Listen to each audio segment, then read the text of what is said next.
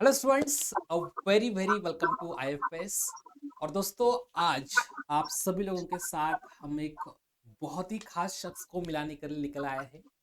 आप सभी को पता है सीएसआर नेट का रिजल्ट आ चुका है, कट ऑफ रिलीज हो चुका है। तो इसी कट ऑफ में एक नंबर जो कि इनके नाम पर था।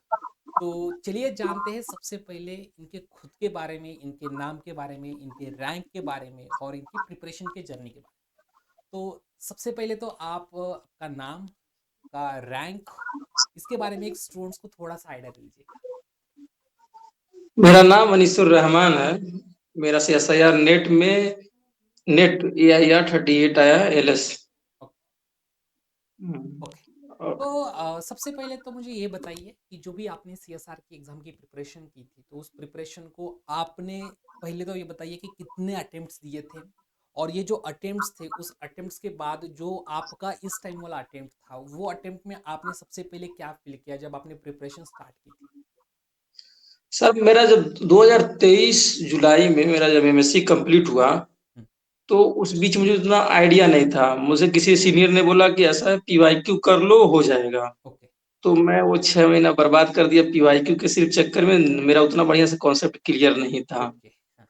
तो फिर उसके बाद दिसंबर में मुझे लगा कि नहीं, और कुछ करना पड़ेगा। सिर्फ सीधे पीवाईक्यू पे कूद जाना थोड़ा प्रॉब्लम है। जी बिल्कुल। कोचिंग वोचिंग करना पड़ेगा। फिर मैंने ऑनलाइन कोचिंग लिया, और क्या नाम है, उससे पहले भी यूट्यूब पे देखता रहता था मैं चीजों को, कहाँ से कैसे क्या है। जी। ऑनलाइन कोचिंग लिया, पढ़ा।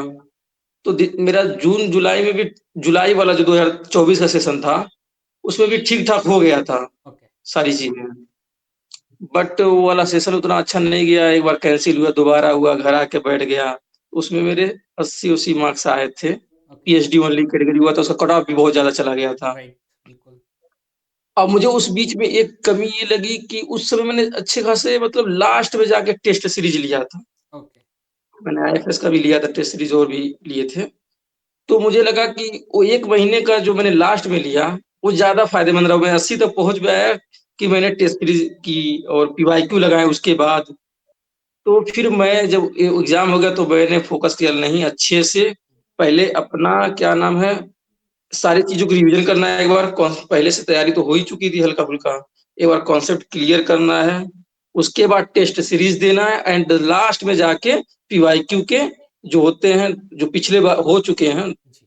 उनको देने हैं। और टाइम के साथ, मतलब ऑनलाइन टेस्ट, ये नहीं कि मतलब वो जो 3 घंटे का होता है पूरा बाउंड के साथ, उसमें जो गलती हो रही है उसको बार बार सुधारना कि क्यों गलती हो रही है। मेन एग्जाम में भी इसी तरह होगा, छोटा छोटा मिस्टेक। और हुआ भी, एक दो मेरे हुए, नहीं तो मेरे और अच्छे मार्क्स आए होते। ओके। बट मैंने एक हद तक सही कर लिया था। ओके। जी ओके। सर। तो और स्ट्रेटजी देखता रहता था आपके, मतलब मैं, ये तो मेरे लिए वो है कि मैं पहले आपका वीडियो देखता था, अभी मेरे लिए ये अच्छा, थोड़ा बहुत बात कर रहे हैं। ऐसा है कि अब बात कर रहा हूँ। मतलब स्ट्रेटजी देखता रहता। आप लोग भी वीडियो तो आते रहते थे हमेशा कि देखो पीवाईक्यू करने हैं, टेस्ट सीरीज देने हैं, इम्पोर्टेंट है। तो टेस्ट सीरीज तो सच में इम्पोर्टेंट है। अगर आता सबको है, मेरे बहुत लोग हैं जिनको आता सबको, बट वो मैनेज करना 3 घंटे में एग्जाम में, वो बार बार आप कहते भी थे, और लोग भी कहते हैं जिनको समझदार, जिनको पता है, मेरे सीनियर है जिनका हुआ है, वो भी कहते थे। मेरे दोस्तों का हो चुका था, तो वो लोग बताते थे, देखो टाइम मैनेज एग्जाम में 3 घंटा में करना, उसके लिए तुम्हें घर पे करना पड़ेगा, टेस्ट सीरीज देना पड़ेगा, वही माहौल बनाना पड़ेगा। बिल्कुल। तो ये नो डाउट। ओके। बाकी आपके बेसिक भी क्लियर रहने चाहिए। यस। तो आपकी जो प्रिपरेशन की जो जर्नी में, एग्जाम के पहले की बात कर रहा हूँ, उस प्रिपरेशन के जर्नी में जो सब्जेक्ट्स थे जो आप प्रिपेयर कर रहे थे, उसमें से थोड़ा सा एक आइडिया देंगे स्टूडेंट्स को कि आप किस सब्जेक्ट्स में कंफर्टेबल थे, किसको आप मॉडरेट मानते थे, और क्यों, कौन सा सब्जेक्ट ऐसा जो आपको डिफिकल्ट जा रहा था, और फिर आपने उससे ओवरकम भी कैसे किया बेसिकली। मेरे लिए तो शुरू में, जैसे मुझे लगता था स्टार्टिंग में, मुझे linear algebra and real analysis ठीक आता है। ओके। बट रियल एनालिसिस उतना अच्छा नहीं गया। जैसे ये था कि स्कोर ज्यादा कर कर लूंगा। बट जब मैं एग्जाम दिया 2 अटेम्प्ट, तो मुझे लगा कि ये है कि आता करने से नहीं होगा, रियल एनालिसिस थोड़ा है। बाकी तो उसको बैलेंस करने के लिए मैंने अप्लाइड पे, मतलब मैं अब की बार पढ़ के गया तो पूरा पढ़ के गया था। टोटल मतलब कोई ऐसा सब्जेक्ट मैंने अप्लाइड भी उतना ही अच्छे से तैयार किया था, बल्कि मैं गेट पे फोकस था। गेट पे भी मेरा ऑल इंडिया रैंक 339 आया है। ओके। तो मैंने गेट की वजह से मेरा अप्लाइड कंप्लीट हो गया था, और इसमें जो मेरा रियल एनालिसिस में जो थोड़ा प्रॉब्लम आया, मैं अप्लाइड को अच्छा करके बैलेंस कर गया। मैं स्टार्टिंग में मतलब प्योर पार्ट पे ज्यादा फोकस करता था, हुँ, बट इतना पता था कि प्योर पार्ट का कोई गारंटी नहीं है, कौन से ऑप्शन के चक्कर में आपका पार्ट जो सी है वो गलत हो जाए। ये टेंशन मुझे अप्लाइड में नहीं लगा। अप्लाइड जितना करिए अगर अच्छे से निकाल लीजिए तो उसके आंसर मिल जाते हैं। तो मुझे लगता है कि सारे बच्चों को मैं कहना चाहूंगा कि प्योर तो पढ़िए, नो डाउट। नेट के लिए तो प्योर तो इम्पोर्टेंट है ही, बट आप अप्लाइड नहीं छोड़िए, क्योंकि उसका इसका भरपाई वो कर देता है, अगर जी, पार्ट एकदम सी में राइट, खासकर।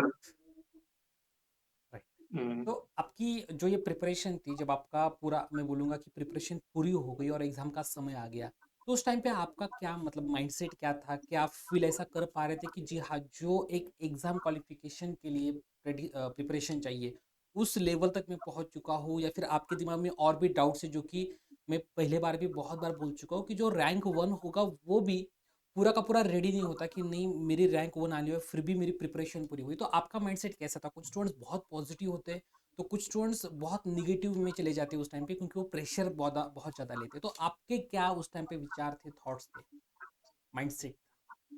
माइंडसेट तो मेरा ठीक था, पर ये है कि 3 घंटे का पेपर है, वही डिसाइड करेगा, तो डर तो जी। लगा रहता है।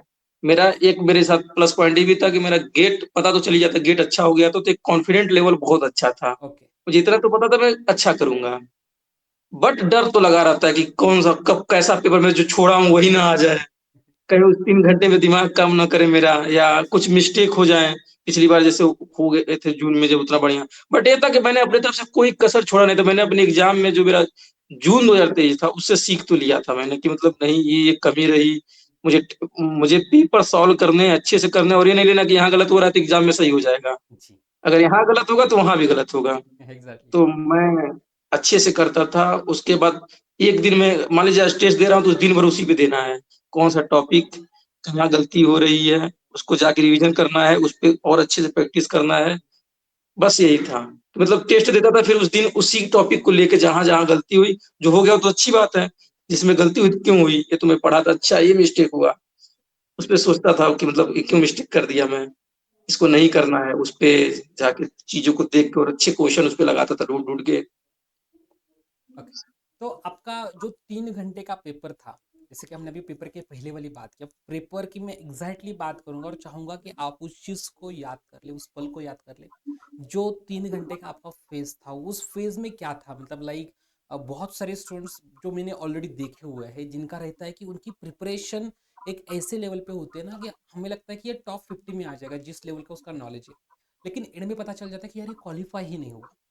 क्यों? तो बाद में जब उससे बात करी जाती है तो पता चलता है कि यार ये स्टूडेंट ने प्रेशर ही बहुत लिया। तो आपके कुछ थॉट्स जो आप स्टूडेंट्स के साथ शेयर करना चाहोगे वो पर्टिकुलर 3 आवर्स के? हाँ, वो मैं उसके बारे में मेरे साथ भी हुआ है तो मैं बताना चाहूंगा। जैसे सबका अपना अपना पार्टिकुलर होता है। बिल्कुल। मैंने जो जून में स्टार्ट किया था वो पार्ट सी से शुरू किया था। ओके। तो पार्ट सी में जैसे ये था कि मैंने अच्छा खासा टाइम दिया, हर चीज दिया उसको। वो ले लिया मेरा 1 घंटा, मैंने सोचा था 1.5 घंटा दूंगा, 1.5, बट वो 1 घंटा 40 मिनट चला गया। फिर जब मैं पार्ट बी में आया तो मैं पैनिक हो गया, और इसमें निगेटिव भी होता है। Okay right. तो मैं अब जल्दी करने में, इसमें भी मैंने सोचा था कि 20 तक करूंगा, 15 और 20 के बीच में करूंगा। अब मैं जल्दी जल्दी क्वेश्चनों को सॉल्व करने लगा, और फिर पार्ट ए के लिए तो बिल्कुल टाइम नहीं बचा। इसमें भी मैं थोड़ा ज्यादा दे दिया क्योंकि उसमें भी थोड़ा टफ ही था पार्ट बी, देखा ओके। जाए तो। पार्ट ए में मेरा समय निकल गया, तो इस बार मैं जब अपने दोस्तों से डिस्कस कर रहा था मैं एग्जाम देने जाऊंगा तो पार्ट बी से शुरू नहीं करूंगा, क्योंकि उसका गारंटी नहीं है। आप कितना भी टाइम दीजिए, आप बाहर एग्जाम से निकल के ये नहीं कह सकते कि मैं बहुत अच्छे से किया तो मैं 20 के 20 मेरे सही होंगे। पता नहीं किस एक ऑप्शन के चक्कर में आपका वो बर्बाद हो जाए। बिल्कुल। आज स्टार्टिंग में जब इंसान जाता है तो बड़ा सोच सोच के समय दे दे के क्वेश्चन सॉल्व करता है। तो मेरा मानना था ये कि मैं पार्ट बी में दूं, क्योंकि पार्ट बी में मुझे निगेटिव नहीं लेने हैं। पार्ट सी में इतना मुझे कॉन्फिडेंट था तो कि पिछली बार मेरा 10 सही होते, 10 प्लस ही सही होंगे, कर लूंगा मैं इसमें। और बिल्कुल। वही मेन होता है, बाकी लास्ट के कम समय में कुछ जल्दीबाजी में भी क्वेश्चन कर दूंगा, निगेटिव तो जाना नहीं है मेरा। बिल्कुल। तो मैंने पार्ट बी में बहुत अच्छे से क्वेश्चन को चुन चुन के अच्छे से करा। टफ थे, मुझे निकलने के बाद पता चला मेरा भी दिमाग काम नहीं कर रहा था, पर ये था कि शुरू में था, टाइम था, मैंने दिए। अब मैंने 14 या 15 क्वेश्चन अटेम्प्ट किए थे जिसमें से 13 सही हो गया था मेरा समय ओके, देने पार्ट बी में। पार्ट सी में भी मैंने सही से दिया बट उसमें मेरे 10 ही सही हुए। बाकी पता नहीं क्यों कहीं मिस्टेक उसमें से अप्लाइड के 5 सही हो गए, 5 प्योर के सही हो गए। ओके, अब पार्ट ए तो बिल्कुल मैंने जिससे बात किया सबको आसान लगा, तो आसान था तो मेरे 14 किया था, 12 सही हो गए थे। ओके। तो तो मुझे आपने लगता है कि मेरा जी, ये स्ट्रेटेजी काम कर गया थोड़ा। तो आपने जो ये 3 घंटे का समय बताया जिसमें आपने भी ऑफ कोर्स 100% आपने थोड़ा-सा प्रेशर भी फ़ील किया होगा। तो क्या इस फ़ेज़ के लिए जो प्रिपेयर आप हुए थे, जो पहले टेस्ट सीरीज़ आपने परचेज़ की थी या फिर आप बोल रहे हैं कि टेस्ट सीरीज़ जो भी इम्पोर्टेंट है टेस्ट सीरीज़ का, क्या आपको वो लग रहा है कि वो टेस्ट सीरीज़ ने आपको वो 3 घंटे को मैनेज कैसे करना है, वो स्किल सिखाया, वो प्रेशर कैसे झेलना है, ये स्किल सिखाया? बिल्कुल, नए क्वेश्चन सामने आए तो उसको कैसे मतलब हैंडल करना है, इसको करना है, किसको छोड़ना है, ये भी तो इम्पोर्टेंट होता है किस क्वेश्चन को पकड़ना है, किसको छोड़ना है। बिल्कुल, अब हमने पढ़ा है रियल एनालिसिस को खूब पढ़ा है, आठों को आठों करेंगे, बट वहाँ पे क्वेश्चन अगर ऐसे आ गए जिनको भाई छोड़ने में भला ही है, तो अब जिद लेकर बैठना है, तो मैं पहले ही टेस्ट सीरीज़ में करके देख लिया था कि मेन एग्ज़ाम में मुझे ना भुगतना पड़े। राइट, किस टॉपिक को छूना है, किस टॉपिक को आते ही अगर नहीं समझ में आ रहा है, टफ लग रहा है तो छोड़ दो, समय बचेगा दूसरे पे कोशिश कर लेंगे। Okay, okay. तो दोस्तों मतलब जितनी भी हमने बात की हम दोनों ने मिलकर, पहली बात तो उसमें एक जो कि सबसे इम्पोर्टेंट नोट जो इन्होंने आपको बताई कि कभी भी एग्ज़ाम की प्रिपरेशन के लिए जा रहे हो आप लोग, तो इस बात का हमेशा ख्याल रखिएगा कि भले ही प्योर आपको कितना ही स्ट्रांग हो, वीक हो, मॉडरेट हो, लेकिन जो आप बोल सकें कि अप्लाइड पार्ट जो है, उस पार्ट को बिल्कुल भी मिस नहीं करना है। क्यों? तो आपको कहीं न कहीं तो आपको पॉसिबिलिटी ये है प्योर का कोई ना कोई एक सब्जेक्ट ऐसा मिले जो कि डिफ़िकल्ट जाए, उसका काम जो है आपको अप्लाइड टाइम पे मौका देता है कि भर के लाए, वो आपको उतना ज़्यादा डेंट ना दे, उतना ज़्यादा स्कोर कम के ना कर। और दूसरी चीज़ जो कि है टेस्ट सीरीज जो कि हमेशा इंपॉर्टेंट बनती आई है और हम भी पहले से बताते आए हैं कि टेस्ट सीरीज सिर्फ देनी नहीं होती, जो कि इन्होंने बताया कि वो माहौल क्रिएट करके टेस्ट सीरीज दो, वो प्रेशर क्रिएट करके टेस्ट सीरीज दो, उतने हिसाब से टेस्ट सीरीज दो कि तो उसका जो है ना आपको एक स्किल सिखा देती है वो टेस्ट सीरीज। टेस्ट सीरीज सिर्फ क्वेश्चन सॉल्व करने के लिए नहीं होती, वो प्रेशर कैसे झेला जाए, वो स्किल कैसे बनाया जाए अपने अंदर कि आपको वो एक्यूरेसी लेवल बढ़ा दे, ये भी आपको वो सिखाते हैं। तो बहुत अच्छा लगा आपके साथ बात करके और उम्मीद करूंगा इन फ्यूचर जो भी आपके आगे के प्लान्स हो, टारगेट्स हो, सक्सेस मिले उसमें, गोल्स आपके कंप्लीट हो। ठीक है? Thank you sir. So thank you so much for joining और स्टूडेंट्स को जो भी आपने अपना एक्सपीरियंस शेयर किया उसके लिए भी thank you so much. Thank you. Thank you sir. Thank you very much.